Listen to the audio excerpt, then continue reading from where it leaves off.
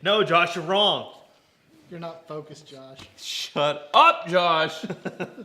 Well, he obviously doesn't know what he's Pipe talking about. down. Oh.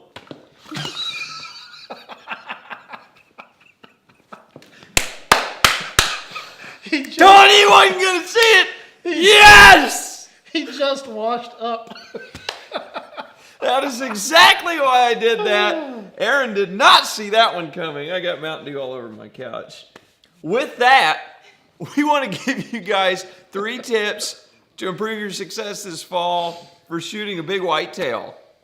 And I just doused Aaron in Mountain Dew, and the light just died.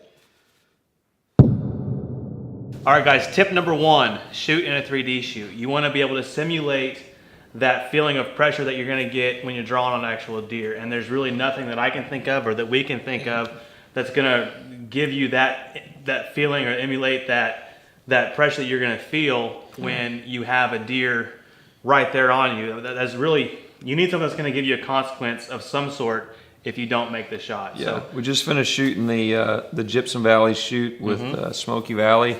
and the Noble's coming up in like 2 weeks, Yes, and we're it going to be is. shooting in that. And Heck yeah. it really is. I'm looking forward to it. I haven't shot that. You guys have.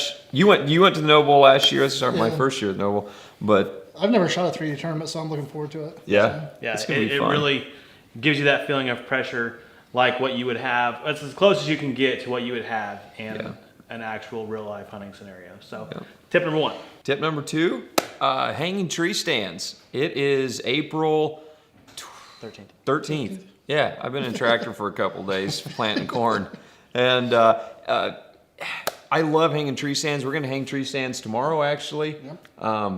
One of the big positives about doing it right now is no bugs, very few bugs. You still have good weather. And one of my favorite things is when you get the stand hung, you get up in there, you can sit and stand and look at the trails, and there's no leaves on the trees right now. There's no grass really up yet. There's no weeds, so you can kind of get the feel and the idea of what it's going to look like this fall, get it all done before green up happens. And also, one thing it really helps with is you don't have to go in July, August, September to hang your tree stands and really mess up those summer patterns. You can spend a lot more time scouting. You can really focus on what the deer are doing then. Yep. Tip number 3. How many of us actually have a tree stand that we love? That is by far our favorite place to go sit. Doesn't matter what the spot is or anything like that, but it's going to produce. Yeah. How can you make that better? It's simple. Plant a fall food plot to the tree stand. It doesn't have to be complicated. No, it's really not. If you have a spot that doesn't funnel down a little bit, you can take a food plot edge and create that so it just kind of goes down, funnels you into bow range. Forces the deer. I do a lot of bottleneck stuff with my food plots at the farm up there. So it comes down, my furthest shot's at 40 yards, and it pinches down, so it gives me a good 20-yard shot when where the crossing is. I mean, it was just worked perfect. And even if the natural topography has a bottleneck, you can accentuate that bottleneck with a food plot. And make sure you can go in and spray it now or rake it and start getting the ground prep now.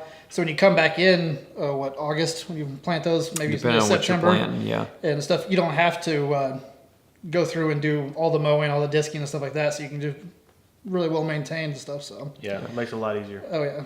All right. Tip number 4, guys, is spraying your access trails right now. I love doing this.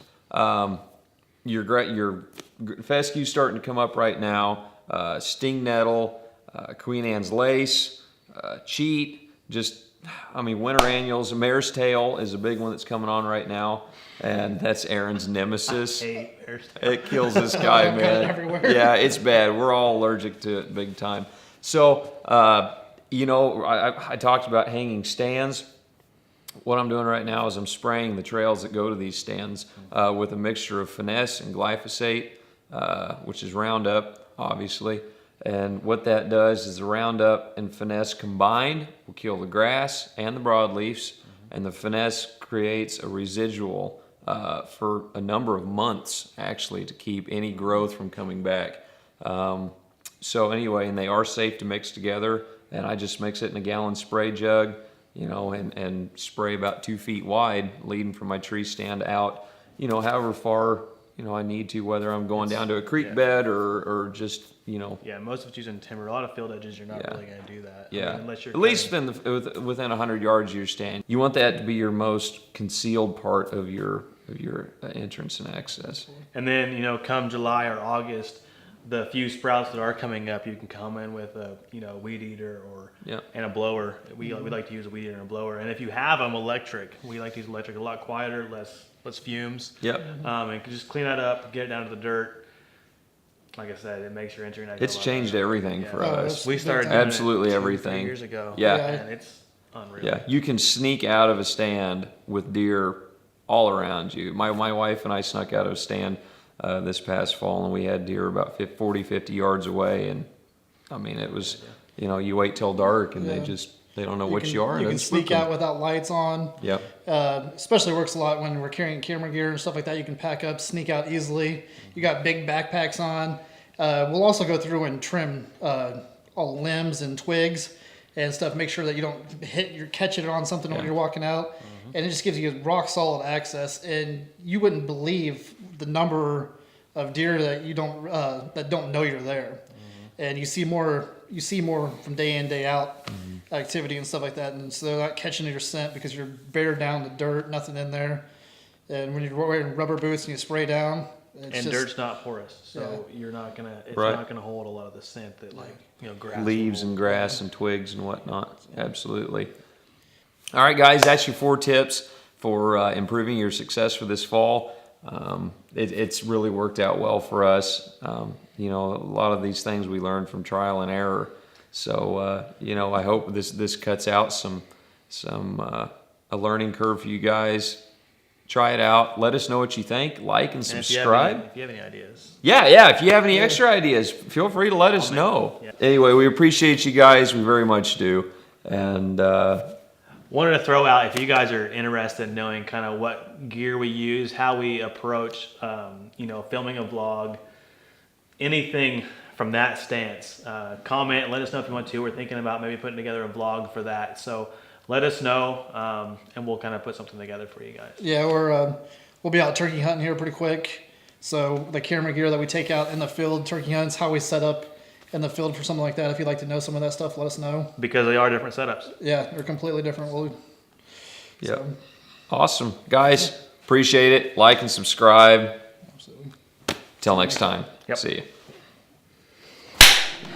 Boom! Oh, I'd love to see that right there. That would be perfect.